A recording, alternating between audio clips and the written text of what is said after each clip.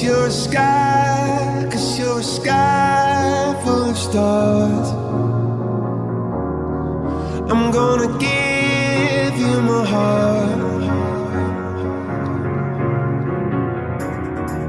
'Cause you're a sky full of stars. 'Cause you light up the path. Assalamualaikum warahmatullahi wabarakatuh. Perkenalkan, kami dari kelompok 3 ingin menjelaskan apa itu semantik dan jenis-jenis semantik. Baiklah, perkenalkan, nama saya Lamdi Jebri Suwada. Di sini saya akan menjelaskan apa itu semantik.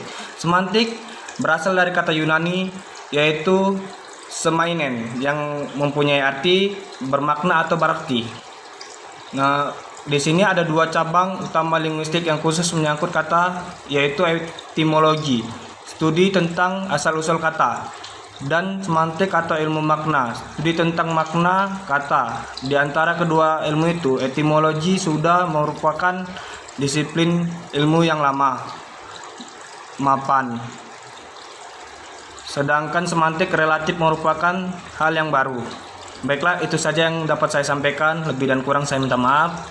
Wabillahi taufiq wal hidayah. Assalamualaikum warahmatullahi wabarakatuh. Baiklah, selanjutnya akan dibacakan oleh saudari kita Nina.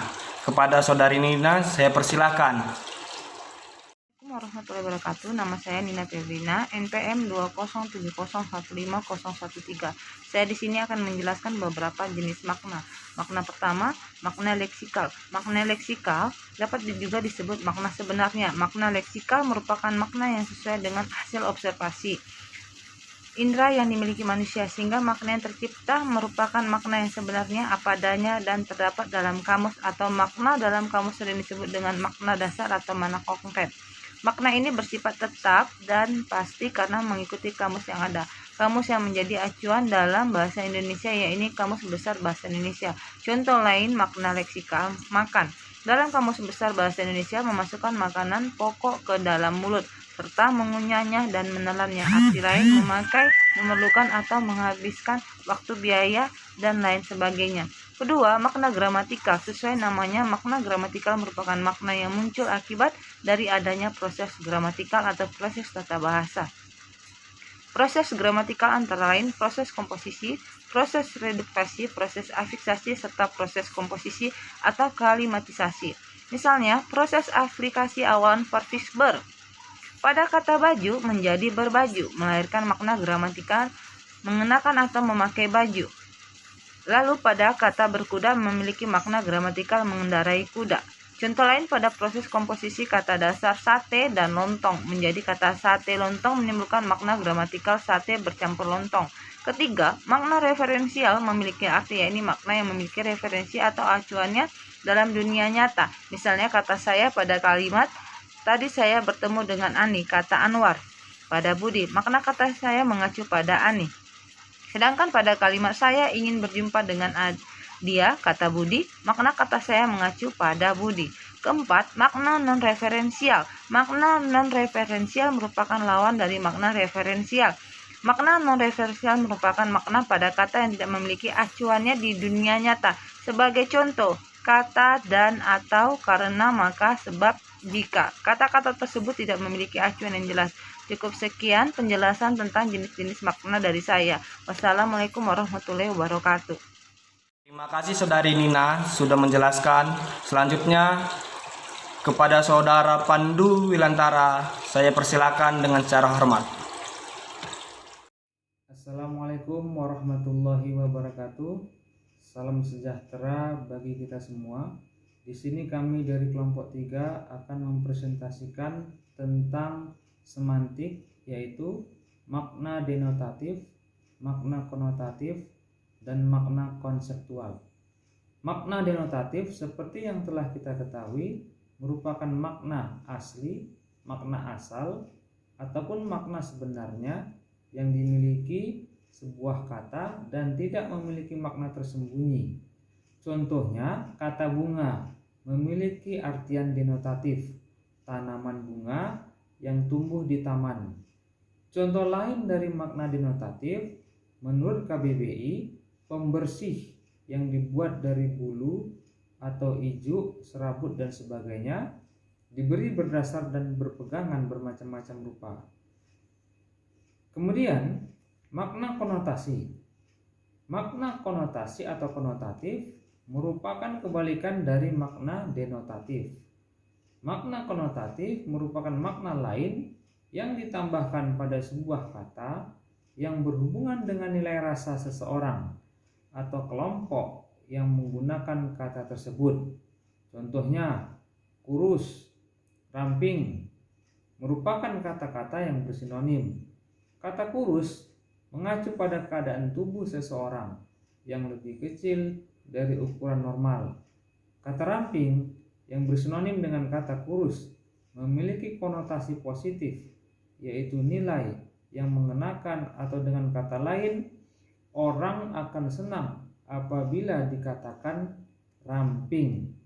Contoh lainnya, kata bunga yang berarti tanaman yang cantik akan memiliki makna yang sama dengan kata bunga pada frasa bunga desa yang memiliki arti gadis tercantik atau yang menjadi incaran pemuda di suatu desa. Yang ketiga, makna konseptual. Makna konseptual merupakan makna yang dimiliki oleh sebuah kata yang terlepas dari konteks maupun asosiasi apapun. Dengan kata lain, makna konseptual merupakan makna yang terkandung pada kata yang berdiri sendiri. Contohnya, kata sawah memiliki makna ladang atau tempat bercocok tanam padi. Demikian tentang makna denotatif dan makna konotatif serta makna konseptual. Wabillahi taufiq wal hidayah. Wassalamualaikum warahmatullahi wabarakatuh. Terima kasih kepada Saudara Pandu. Selanjutnya akan dibahas oleh Saudari Rahimi. Saudari Rahimi, saya persilakan. Bismillahirrahmanirrahim. Assalamualaikum warahmatullahi wabarakatuh. Perkenalkan, nama saya Rahimi, mahasiswa Pascasarjana PPSI UMN Al-Wasliyah. Baiklah, di sini saya akan menjelaskan dua jenis makna. Yang pertama yaitu makna asosiatif dan yang kedua makna istilah. Makna asosiatif merupakan makna kata yang muncul karena adanya hubungan kata tersebut dengan hal lain di luar bahasa. Misal pada kata hitam yang berasosiasi pada sesuatu yang jahat ataupun negatif. Begitu pula dengan kata putih yang berasosiasi dengan hal-hal yang suci, kebenaran ataupun kebaikan. Menurut Tarigan, asosiasi merupakan perubahan makna yang terjadi sebagai akibat persamaan sifat. Dengan demikian, asosiasi berhubungan dengan perubahan makna akibat adanya persamaan sifat pada suatu kata. Makna asosiatif merupakan perlambang yang sering digunakan di suatu masyarakat bahasa untuk menyatakan suatu konsep lain. Makna asosiatif sudah bergeser dari makna sebenarnya. Namun, jika dipikir secara mendalam ada kaitannya dengan makna sebenarnya. Oleh karena itu, makna asosiatif memiliki hubungan dengan nilai-nilai moral dan pandangan hidup yang berlaku di dalam suatu masyarakat yang juga berhubungan dengan nilai-nilai rasa bahasa. Misalnya, pada kata kursi berasosiasi dengan makna jabatan ataupun kedudukan. Atau contoh lainnya itu kata Garuda berasosiasi dengan makna pesawat udara. Jadi, dapat kita simpulkan bahwa makna asosiatif adalah perubahan makna kata akibat adanya persamaan sifat atau makna yang dapat dihubungkan dengan benda lain yang dianggap mempunyai kesamaan sifat. Makna asosiatif memiliki 5 jenis, yaitu yang pertama makna konotatif, yang kedua makna stilistik, yang ketiga makna afektif, yang keempat makna kolotatif, dan yang terakhir yaitu makna reflektif. Masuk kita kepada makna istilah. Yang pertama yaitu istilah adalah kata atau frasa yang dipakai sebagai nama atau lambang dan yang dengan cermat mengungkapkan makna konsep, proses, keadaan ataupun sifat yang khas dalam bidang ilmu pengetahuan, teknologi, dan seni.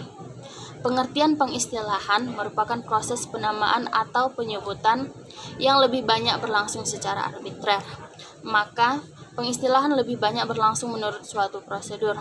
Ini terjadi karena pengistilahan dilakukan untuk mendapatkan ketepatan dan kecermatan makna untuk suatu bidang kegiatan ataupun keilmuan. Berbeda dengan kata yang maknanya masih bersifat umum, maka istilah memiliki makna yang tetap dan pasti. Ketetapan dan kepastian makna istilah itu karena istilah itu hanya digunakan dalam bidang kegiatan atau keilmuan tertentu. Jadi tanpa konteks kalimatnya pun makna istilah itu sudah pasti. Misalnya pada kata lengan dan tangan, pada ilmu kedokteran, keduanya merupakan bagian anatomi tubuh yang berbeda. Istilah lengan mengacu pada bagian tubuh mulai dari bagian siku sampai ke pangkal bahu, sedangkan istilah tangan mengacu pada bagian tubuh mulai dari jari-jari tangan hingga ke siku. Baiklah, demikian hasil presentasi saya. Saya sudahi. Wabillahi taufiq wal hidayah. Assalamualaikum warahmatullahi wabarakatuh. Sekian. Terima kasih Saudari Raimi sudah menjelaskan. Selanjutnya Saudari Karina Oktaviana. Kepada Saudari Karina saya persilakan. Assalamualaikum warahmatullahi wabarakatuh. Saya Karina Oktaviana, mahasiswi Pasca Sarjana PBSI UMN Al-Wasliyah. Di sini saya akan menjelaskan mengenai makna idiom, makna peribahasa, dan makna kias. Nah, langsung saja yang pertama akan saya jelaskan mengenai makna idiom. Makna idiom atau makna idiomatik merupakan makna kata yang terdapat pada kelompok kata tertentu, di mana makna yang terbentuk berbeda dengan makna asli dari kata tersebut.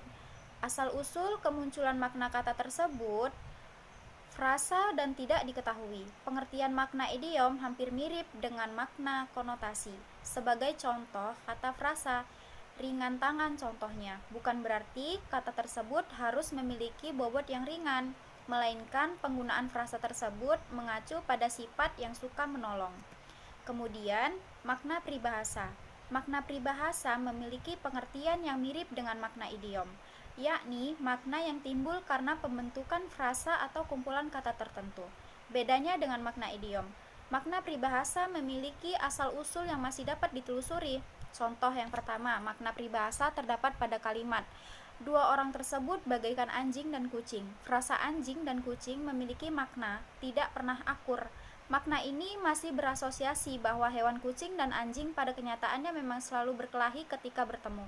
Contoh lain pada frasa selebar daun kelor. Frasa tersebut bermakna sempit atau kecil.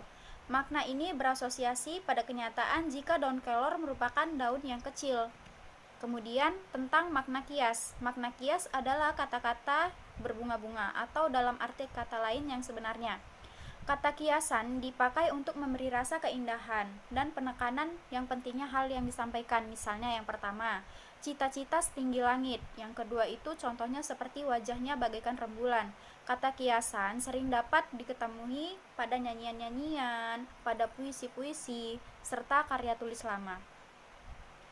Mungkin itu saja yang bisa saya sampaikan. Wassalamualaikum warahmatullahi wabarakatuh. Baik, terima kasih Saudari Karina. Itulah hasil dari yang kami sampaikan, apa itu pengertian semantik dan jenis semantik. Apabila ada salah dan kata, kami mohon maaf. Wabillahi taufiq wal hidayah. Assalamualaikum warahmatullahi wabarakatuh.